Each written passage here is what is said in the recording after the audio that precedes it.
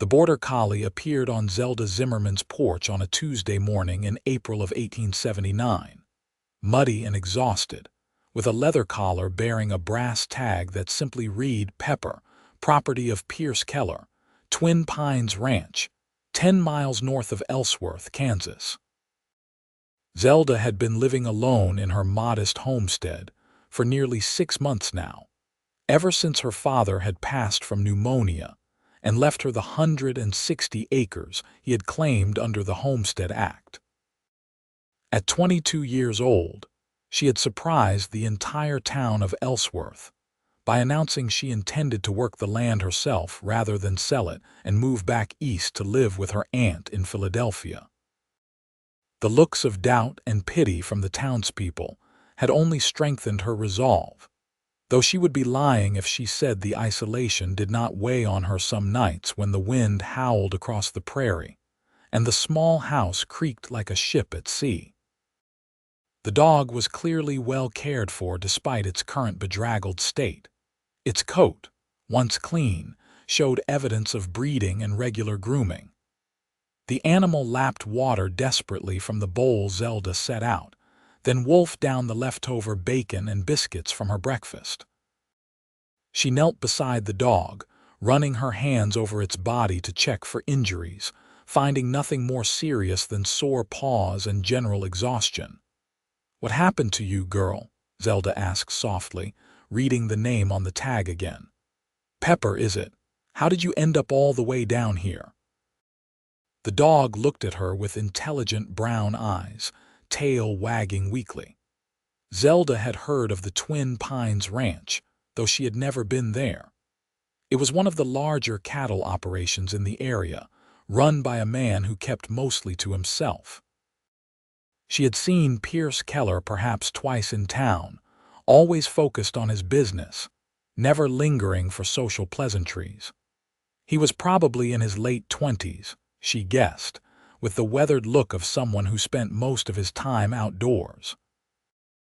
Zelda spent the rest of the morning tending to her garden and chickens, with Pepper following close at her heels. The dog seemed reluctant to let her out of sight, as if afraid of being lost again. By afternoon, Zelda had made her decision. She could not keep the dog, and Mr. Keller was surely worried sick. She would have to make the journey to Twin Pines Ranch herself. She changed into her riding clothes, a practical split skirt and simple cotton blouse, and saddled her mare, Daisy. Pepper perked up considerably at the prospect of activity, and Zelda fashioned a makeshift lead from rope, though the dog seemed content to follow without it.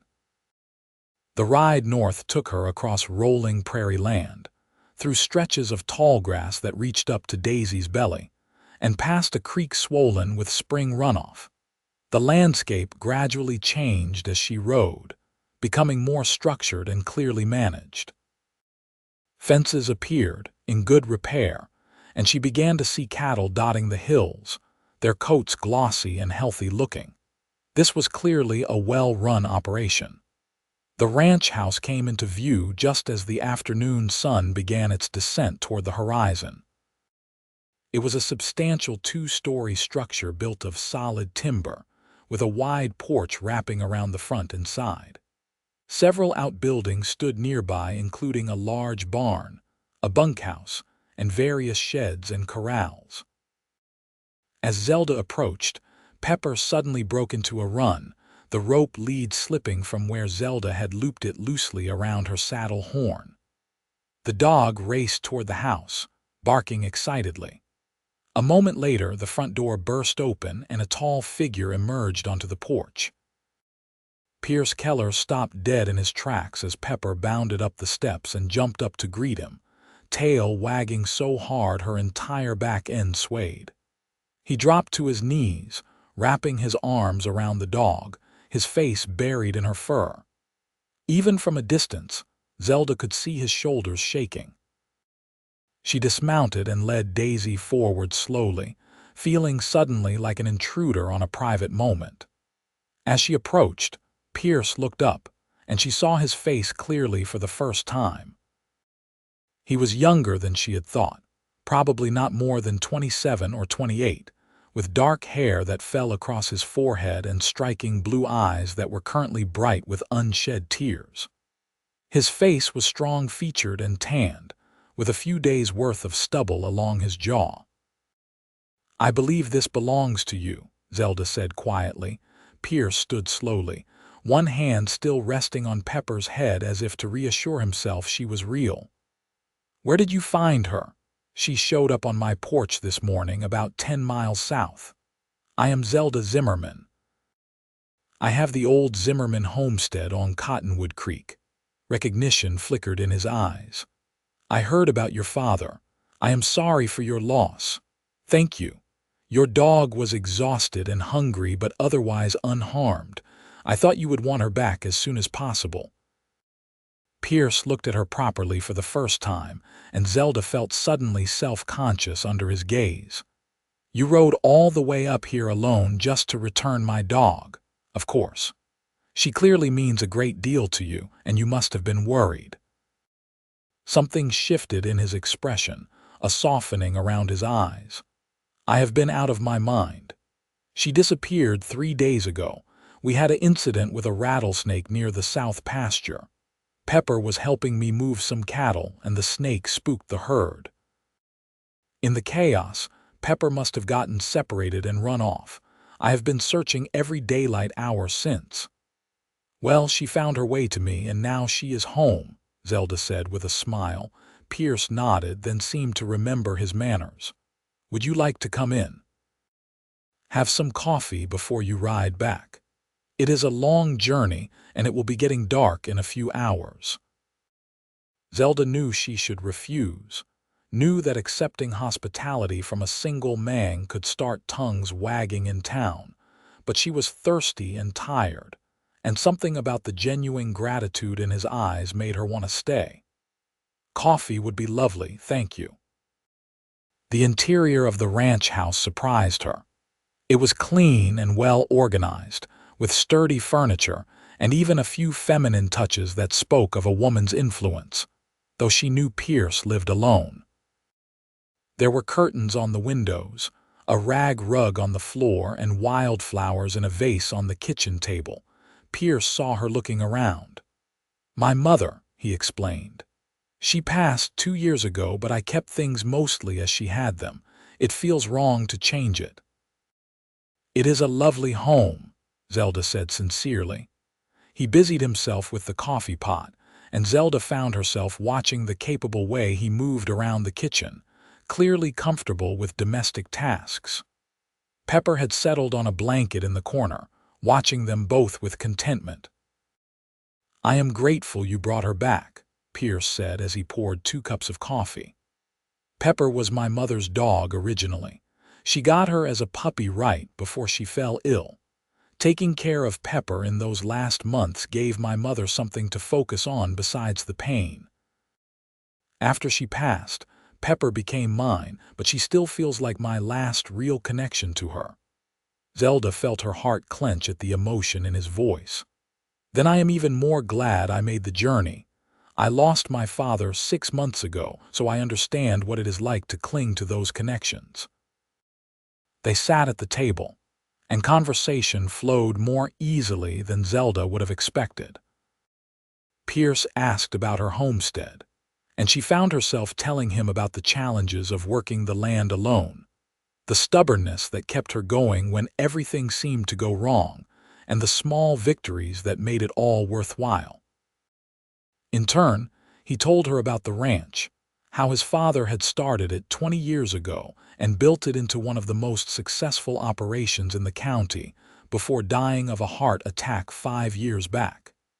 "Everyone expected me to fail," Pierce admitted. "I was barely 23, and while I had worked the ranch my whole life, actually running it was different.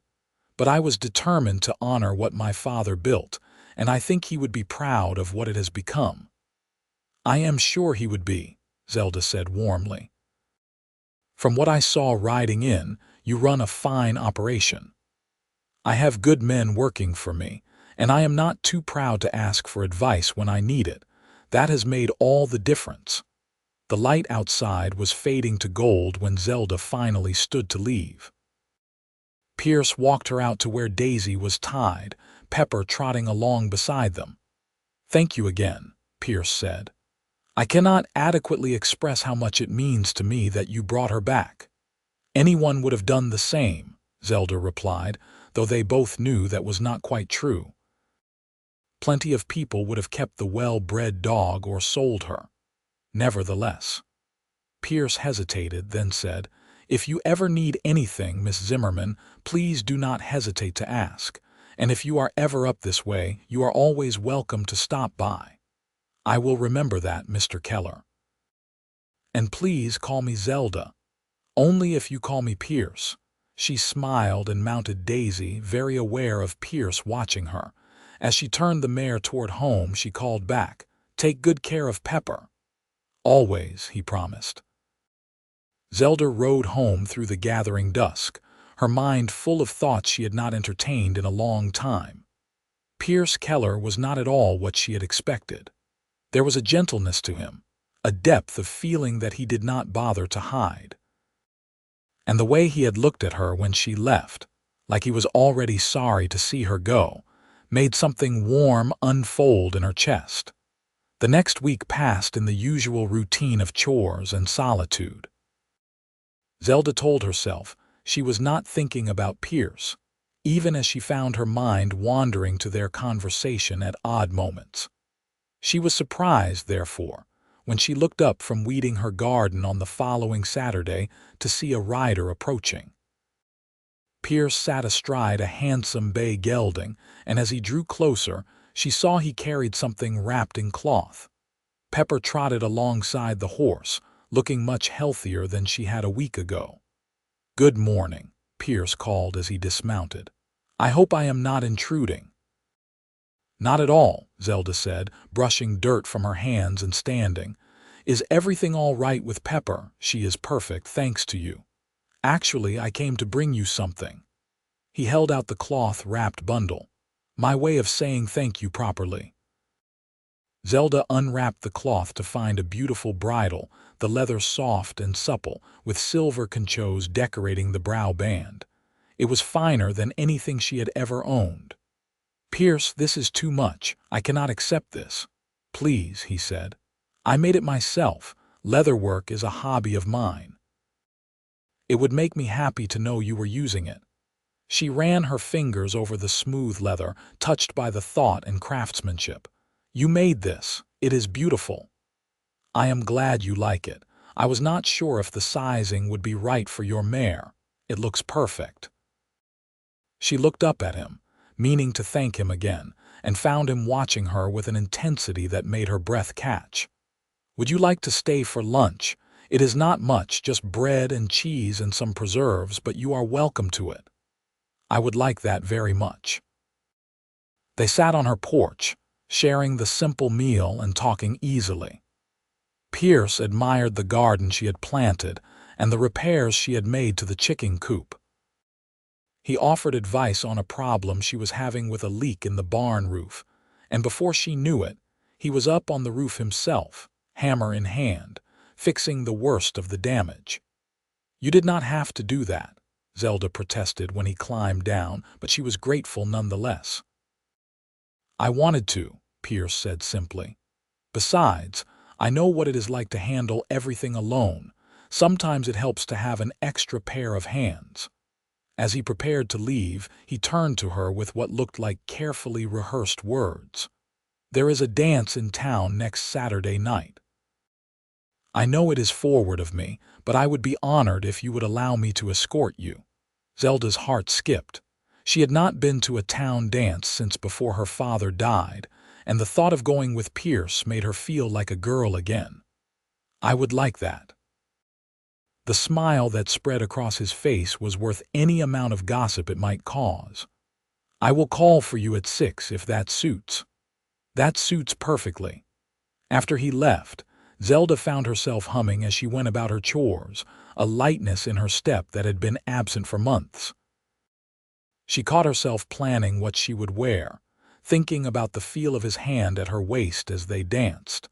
and she could not bring herself to feel foolish about it. The week crawled by. Zelda took extra care with her appearance on Saturday, wearing her best dress, a soft blue calico that brought out her eyes. Her dark hair was pinned up in a style her mother had taught her years ago, with a few tendrils left to frame her face. When she heard the wagon approaching, she took a deep breath to steady her nerves. Pierce had clearly made an effort as well. He wore a clean white shirt, a vest, and a string tie, his hair combed back and his jaw freshly shaved. When he saw her, he removed his hat and just stared for a moment. "You look beautiful," he said quietly. "Thank you. You clean up pretty well yourself." The ride into Ellsworth was pleasant, filled with easy conversation and comfortable silences.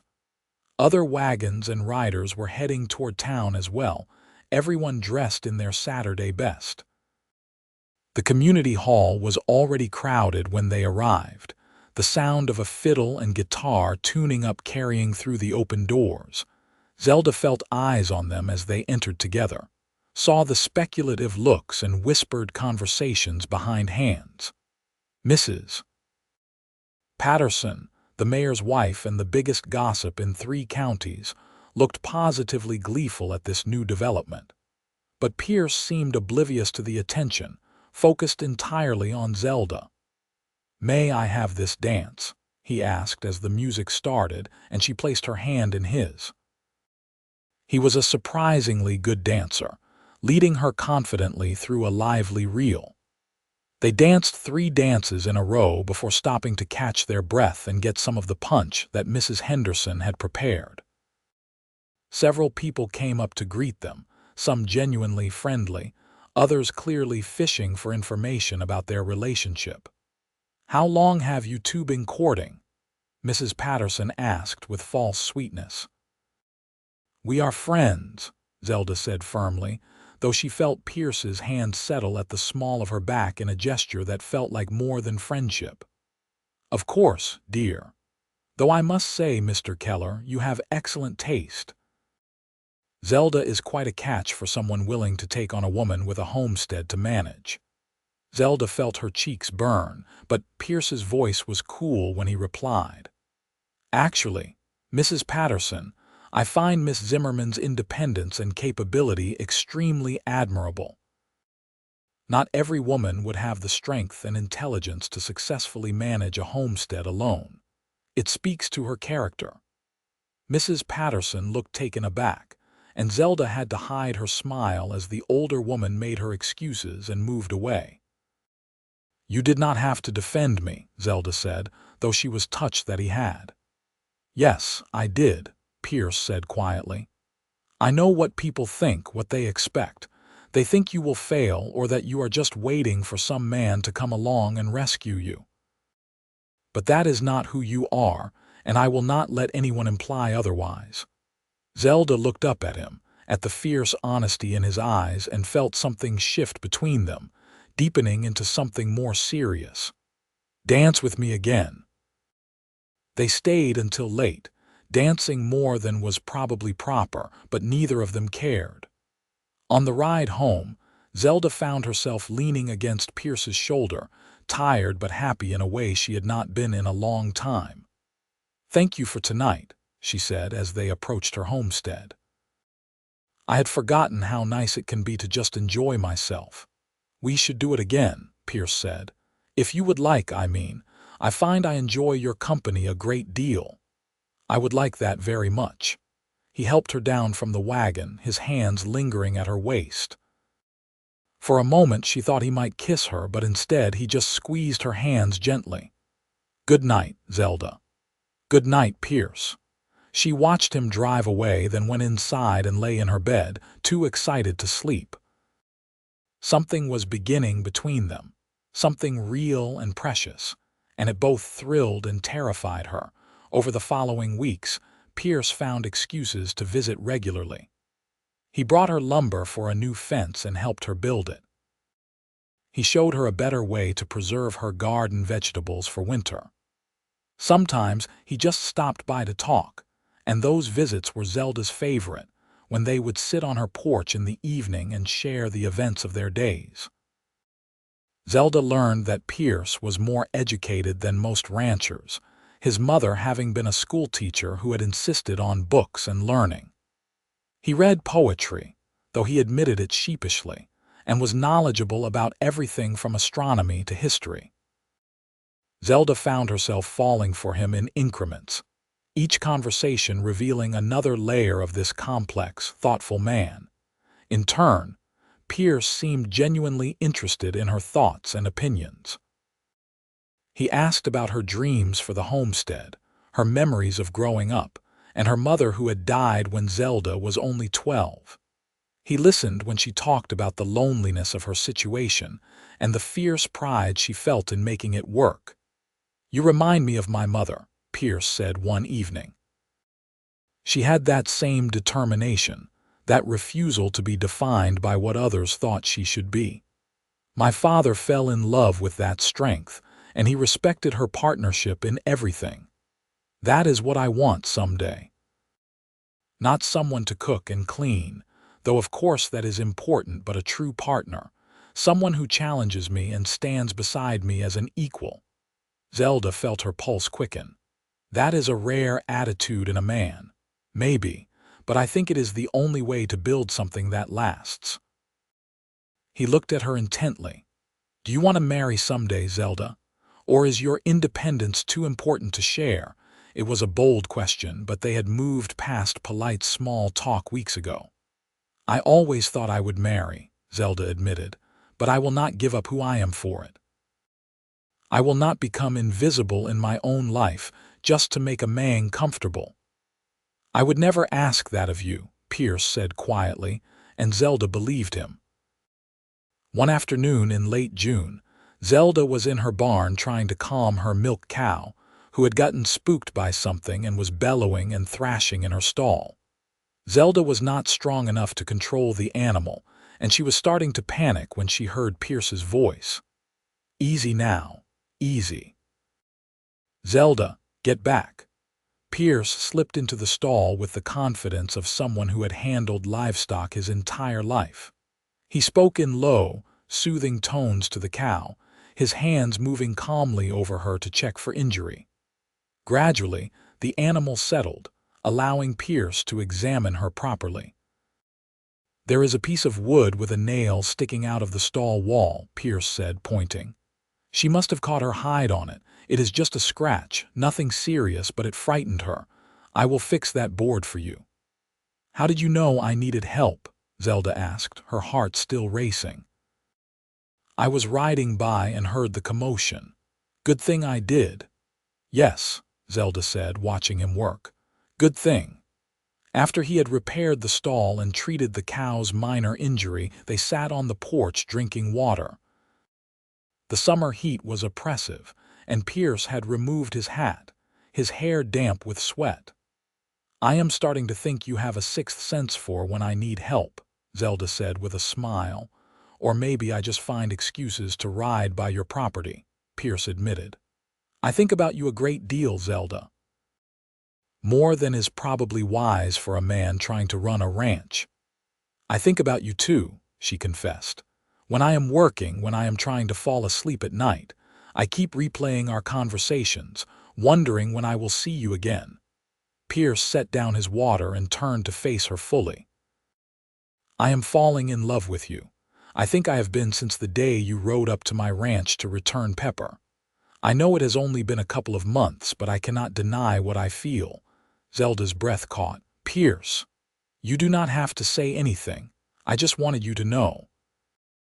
Whatever you decide, however you feel, I will respect it, but I could not keep it to myself any longer." Zelda reached for his hand, lacing her fingers through his. "I am falling in love with you too. It scares me how much I feel, how quickly it happened." "Why does it scare you?" "Because it makes me vulnerable.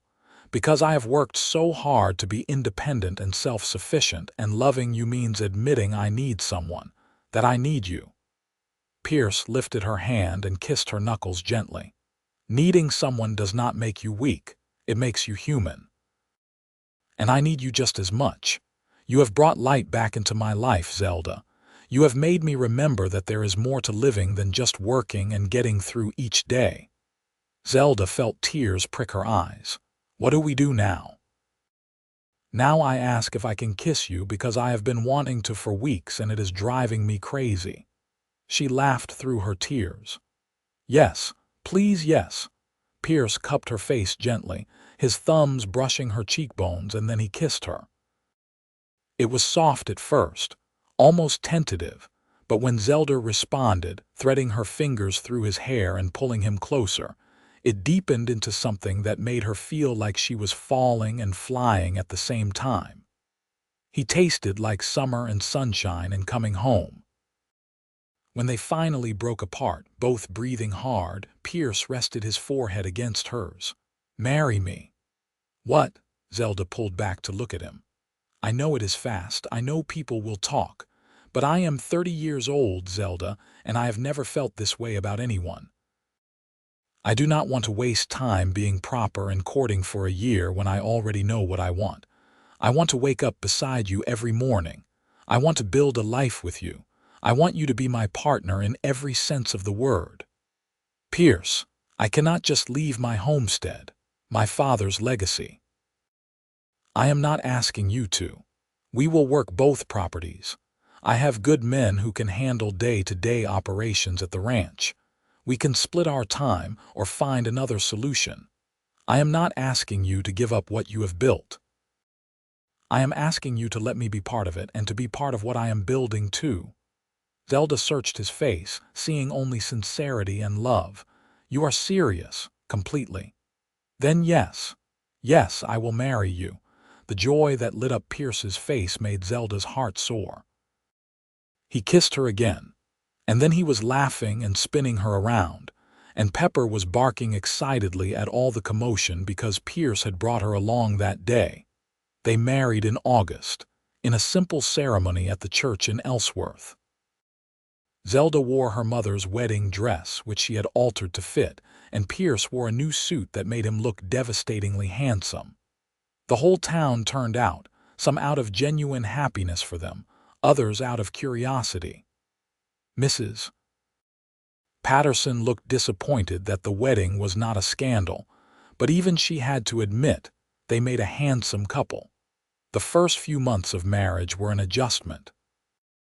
They decided to live at the ranch, with its more substantial house and established operation, but Zelda insisted on keeping her homestead and continuing to work it. Pierce hired a young man named David to help maintain it, with Zelda and Pierce riding over several times a week to check on things. True to his word, Pierce treated Zelda as a full partner. He consulted her on ranch decisions and listened to her opinions. When she suggested they try raising some sheep along with the cattle, he was skeptical at first, but willing to hear her out. Eventually, he agreed to start with a small flock, and it turned out to be a profitable decision. Zelda found that she genuinely enjoyed the work of managing the ranch. Pierce taught her about cattle, about breeding and grazing patterns and market timing. She threw herself into learning, sitting in on business meetings with buyers and reading every book on ranching she could get her hands on. The cowboys who worked for Pierce were initially skeptical of taking orders from a woman, but she won them over with her willingness to work hard and her quick mind. In return, Zelda shared her knowledge of crops and gardening, and under her direction, they expanded the kitchen garden into something that could feed everyone at the ranch and provide surplus for sale in town. She also took over the ranch accounts, discovering she had a talent for managing finances and finding ways to save money without cutting corners on quality. Their first winter together was hard. A bad storm hit in December, and they lost several head of cattle despite everyone's best efforts.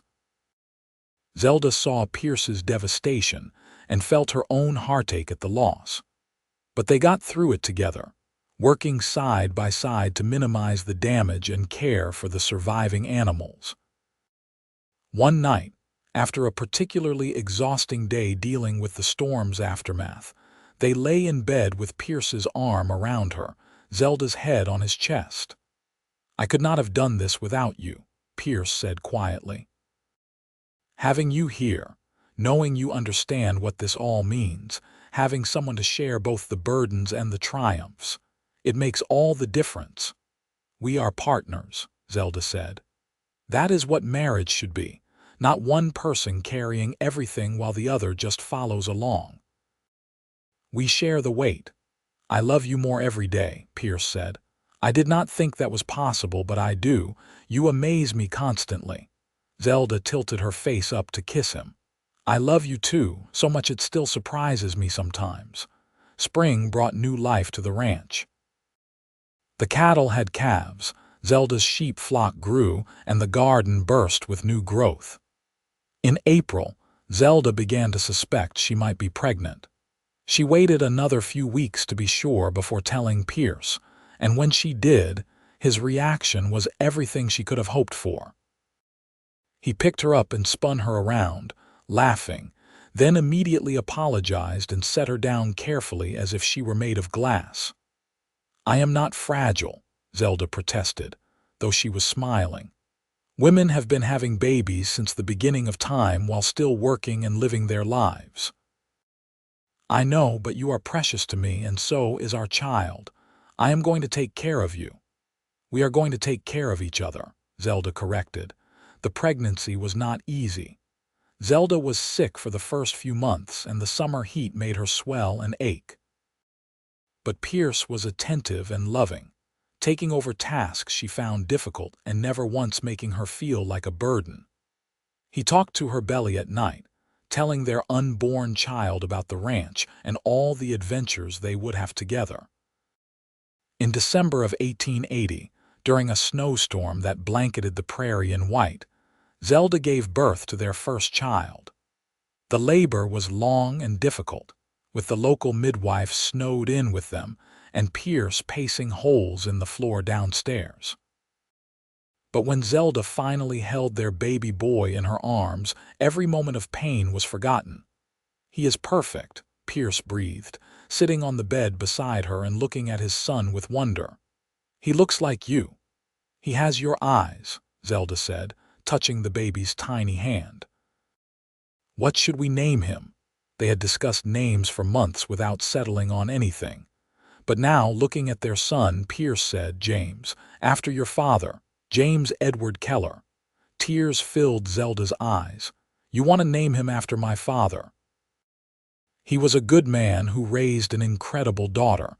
I think he would be honored, and I want our son to have that legacy." "James Edward Keller," Zelda repeated.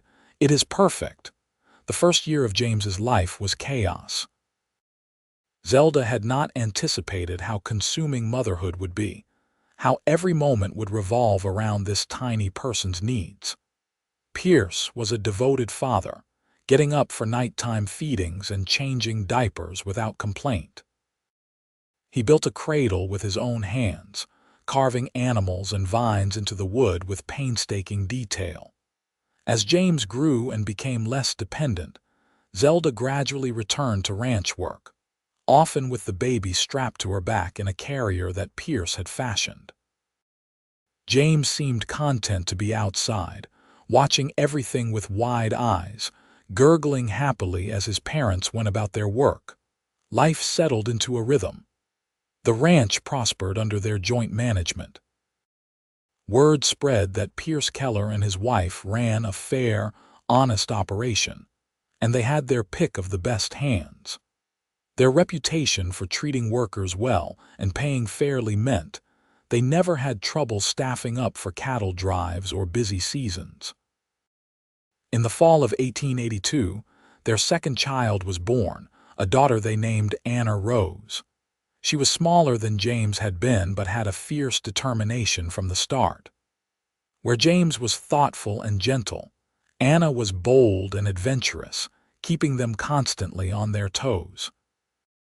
Zelda found that motherhood suited her, though not in the ways she had expected. She loved her children fiercely but never lost herself in them. She continued to work the ranch, to have her own interests and pursuits. Pierce encouraged this, taking equal responsibility for the children and never suggesting that childcare was solely her domain. "We made them together. We raised them together," Pierce said when Zelda expressed worry that she was not being a proper mother by continuing to work. "And they are better off seeing both their parents as full human beings with work they are passionate about. It teaches them that everyone has value beyond just their role in the family." One afternoon when James was 4 and Anna was 2, Zelda stood on the porch of their ranch house, watching Pierce play with the children in the yard. Pepper, now graying around her muzzle but still energetic, was letting James climb all over her while Anna toddled after her father. The sight filled Zelda with such contentment that she felt tears prick her eyes. Pierce looked up and saw her watching. He scooped up Anna and took James's hand, walking over to the porch. "What are you thinking about? Just how lucky I am, how lucky we are." "If Pepper had not wandered onto my porch that day, I would have found some other excuse to meet you eventually," Pierce said with a grin. "The universe clearly wanted us together. You think the universe concerns itself with matching up ranchers and stubborn homesteaders? I think some things are meant to be. You were meant to find Pepper, bring her back to me, and turn my entire world upside down in the best possible way." James tugged on his father's pant leg. "Papa, tell us the story again, about how Mama found Pepper." "You have heard that story 100 times, Pierce said, but he was smiling. "But it is the best story," James insisted. "It is how you and Mama fell in love." Pierce caught Zelda's eye and winked. "Well, in that case, I suppose we can tell it one more time." They all settled on the porch, children between them, and Pierce began the story that had already become family legend. Zelda watched her family as he talked, saw the rapt attention on James's face, and the way Anna played with her father's fingers, even though she was too young to fully understand the story. This was everything she had never known she wanted: partnership, family, a love that grew deeper with each passing year.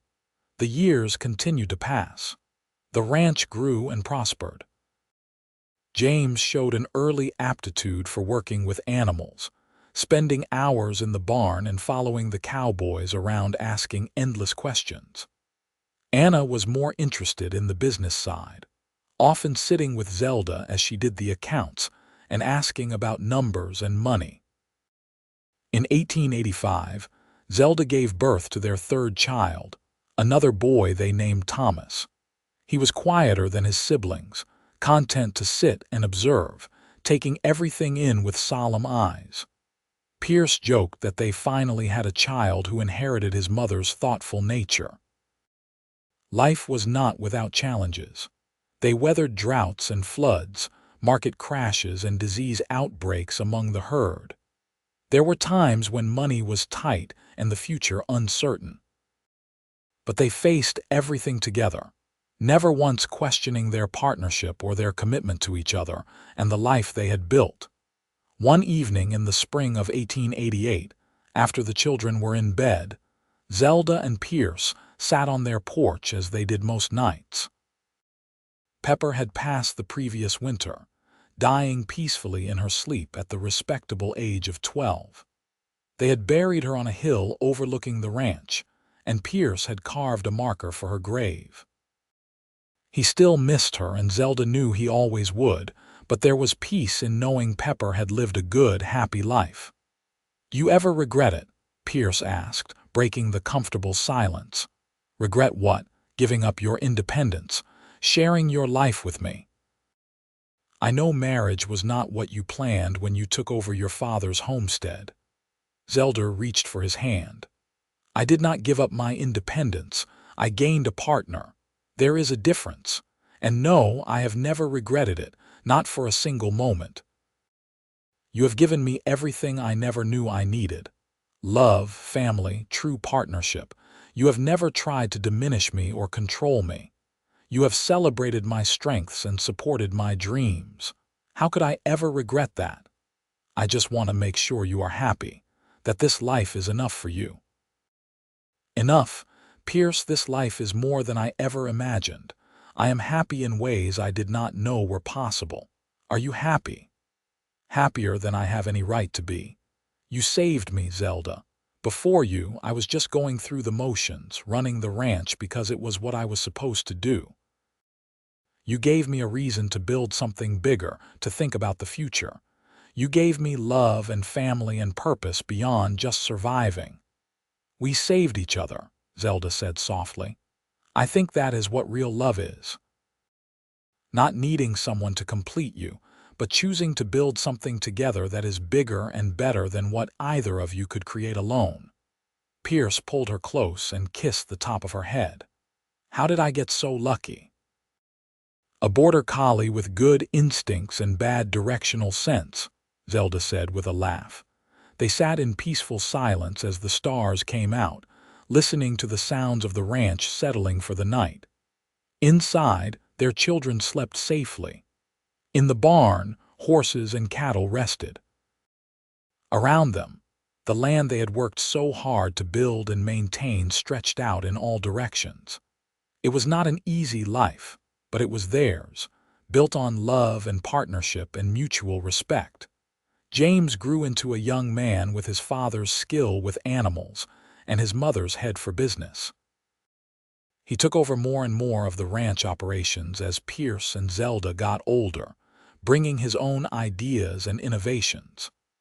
Anna, bright and determined, married a lawyer and moved to Kansas City, where she became known for her advocacy work for women's property rights. Thomas became a veterinarian, one of the first formally trained in the state, and returned to work with the ranch's herds while also serving the broader community. As Pierce and Zelda entered their 50s, they began to slow down, letting their children take over the day-to-day operations while they focused on the big-picture decisions and enjoyed their grandchildren. They never stopped working entirely, though.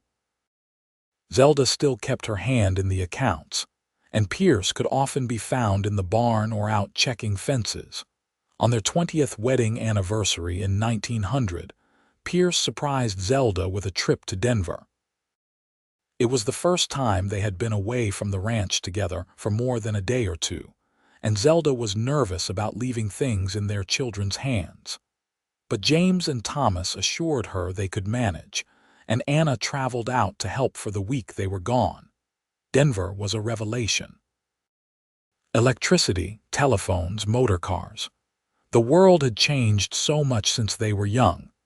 They stayed in a fancy hotel, attended the theater, and ate in restaurants. It was exciting but also exhausting, and by the end of the week, they were both ready to go home. "All of this progress and modern convenience," Zelda said as they rode the train back to Kansas, "and I find I prefer our simpler life. Is that terrible? Not at all. We have built something real and lasting. That matters more than all the electric lights and fancy machines in the world." When they arrived back at the ranch, the whole family was there to greet them. James had prepared a celebration dinner, and they all gathered around the big table that Pierce had built years ago to accommodate their growing family. Looking around at her children and grandchildren, at the home they had made and the legacy they were building, Zelda felt profoundly grateful. After dinner, when everyone had gone home or to bed, Pierce and Zelda walked out to the porch. It was their favorite place, where they had shared so many important moments over the years. "Tell me about that day again," Pierce said, pulling Zelda into his arms. "The day a beautiful woman showed up at my door to return my dog." "You remember it as well as I do," Zelda protested, but she was smiling. "I know, but I like hearing you tell it." So Zelda told the story again, as she had countless times over the years. About finding Pepper on her porch, about making the decision to ride out to Twin Pines Ranch, about seeing Pierce drop to his knees when his dog came home, about coffee in his kitchen, and the beginning of something she had not been looking for but needed desperately. "I fell in love with you that day," Pierce said when she finished. "The moment I saw you sitting on that horse, this determined, independent woman who had ridden all that way alone just to return a lost dog, I knew then that you were different, that you were special." "I was not so sure about you at first," Zelda admitted. "I thought you were just another rancher, probably set in your ways and full of yourself. But then you cried over your dog, and you talked about your mother, and you saw me. Really saw me, not just a woman you could slot into some predetermined role. That was when I started falling. We have had a good life, have we not?" "The best," Zelda agreed. "Better than I ever imagined possible. I am not ready for it to be over yet. I want decades more of this, of you. Then we will have them. We are both healthy and stubborn. I think we have a lot of years left in us." And they did. Pierce and Zelda lived well into their 70s, an impressive feat for people who had worked hard physical labor their entire lives. They saw the ranch continue to prosper under James's management, saw all their children happily settled, and welcomed 10 grandchildren and eventually great-grandchildren. Through it all, they remained partners in every sense. They still worked when they could, still sat on their porch every evening, still held hands like young lovers. The passion had mellowed with age into something deeper and more comfortable, but no less real. They knew each other completely, all the strengths and weaknesses, all the quirks and habits. And they loved each other more because of that knowledge, not despite it. On a warm summer evening in 1910, as they sat watching the sunset paint the prairie in shades of gold and amber, Pierce said, "Do you know what I am most proud of?" "What?" "Not the ranch, though that is something. Not even our children, though they are wonderful. I am most proud of us, of what we built together. We created a partnership based on respect and equality. We never let the hard times break us. We supported each other's dreams instead of competing. We built something that will last beyond us. That is what I am proudest of." Zelda squeezed his hand. "I am proud of us too, and grateful, so very grateful that a lost dog brought you into my life." "Best thing Pepper ever did for me," Pierce said with a smile. They sat in contented silence as the sun disappeared below the horizon and the first stars appeared. Around them, the ranch settled into its nighttime rhythms. Their great-grandson, staying with them for the summer, was inside probably begging his grandfather James for one more story before bed. Life continued its eternal cycle: birth, growth, death, rebirth. But some things remained constant. Love remained. Partnership remained. The home they had built together, both the physical structure and the emotional foundation, remained strong. They had started with a chance encounter and built something that would endure for generations. "I love you," Zelda said, as she had said countless times over the years. "I love you too," Pierce replied, as he always had and always would. "Thank you for bringing my dog back. Thank you for staying. Thank you for choosing me." "Thank you for being worth choosing," Zelda said softly. They remained on the porch long after dark, holding hands and watching the stars, two people who had found in each other exactly what they had been missing, even before they knew they were missing it. The border collie who had wandered onto a porch 31 years ago had brought them together.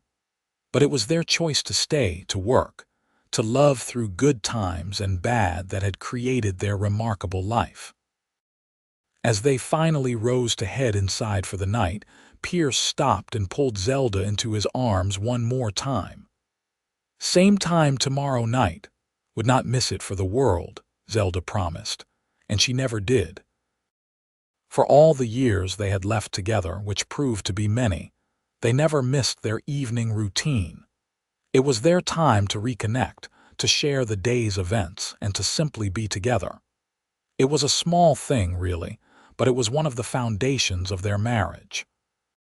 Small things, consistently done, built into something unshakable. Their story became legend in the county. People talked about the Kellers the way they talked about the best love stories, with a mix of admiration and wistfulness. They had something rare, everyone agreed, a true partnership. A deep, abiding love that never wavered. They were what marriage could be at its best. When Pierce passed away in 1918 at the age of 67, he went peacefully in his sleep with Zelda beside him. He had lived a full, rich life surrounded by family and doing work he loved.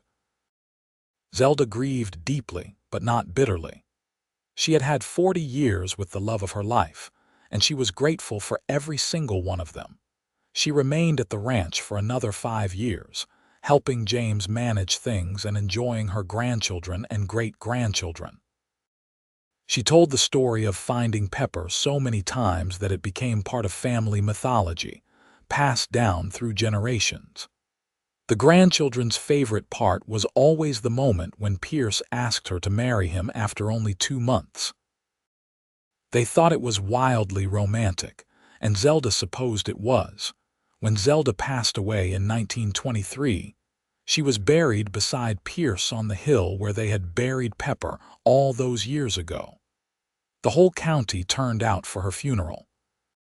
She had been respected and loved, known for her sharp mind, her kind heart, and her unwavering strength.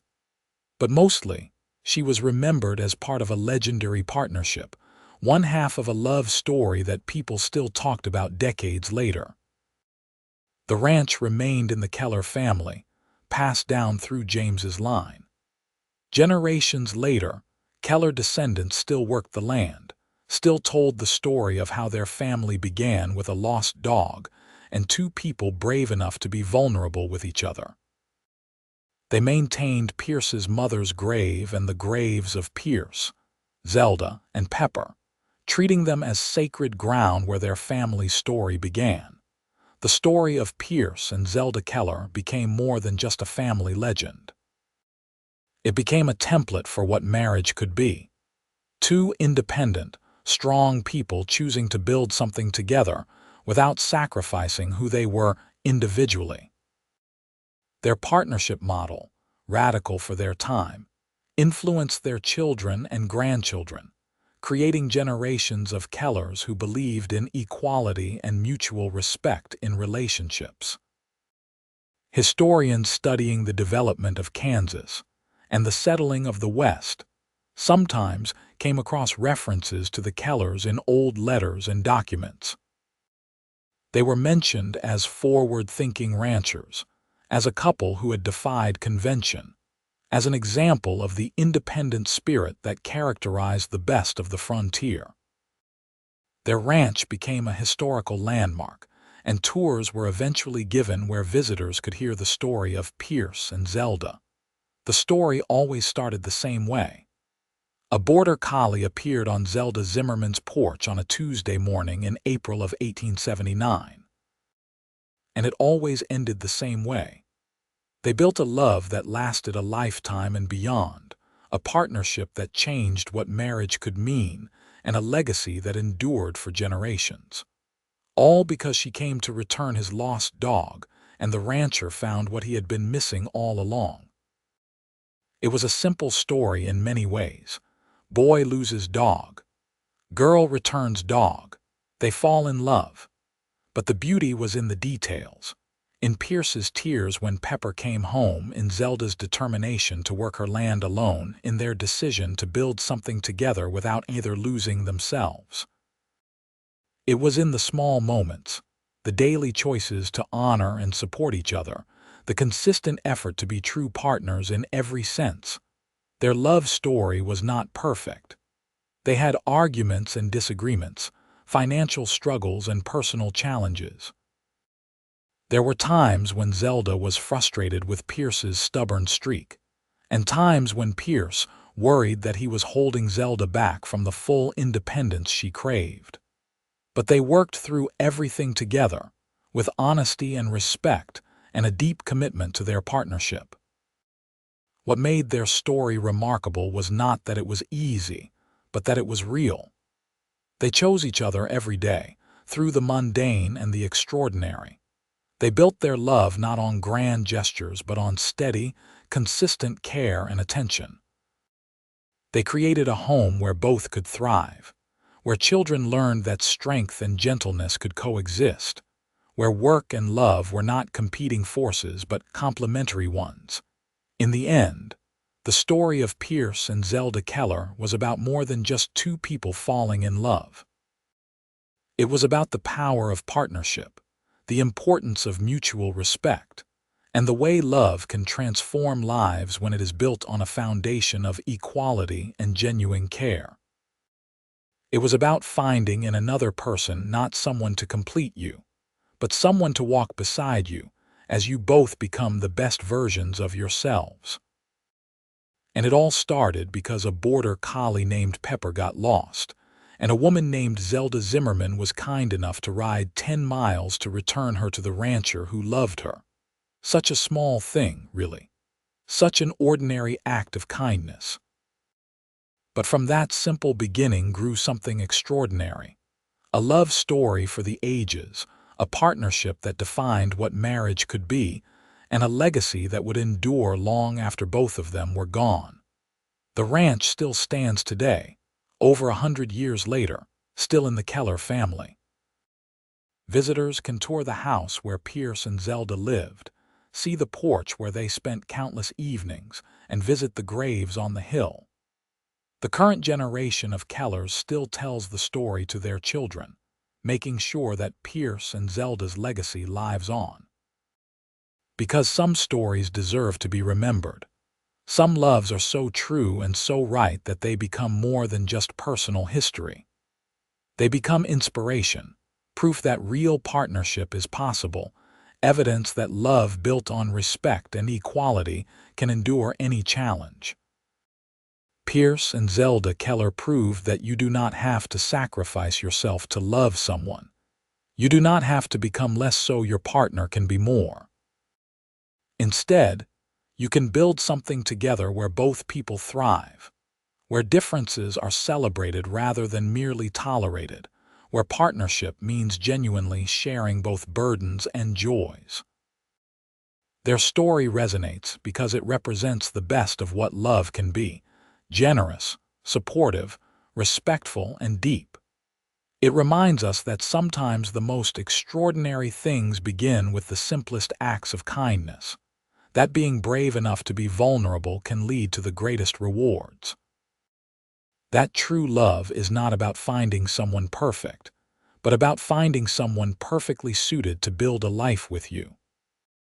So the story continues to be told, generation after generation, always beginning with that morning in April when a tired, muddy border collie appeared on a porch, and a young woman made the decision to return her home. Neither Zelda nor Pierce could have known that morning what would grow from that simple act. But looking back from the vantage point of a life well lived, they both agreed it was the best decision either of them ever made. She came to return his lost dog.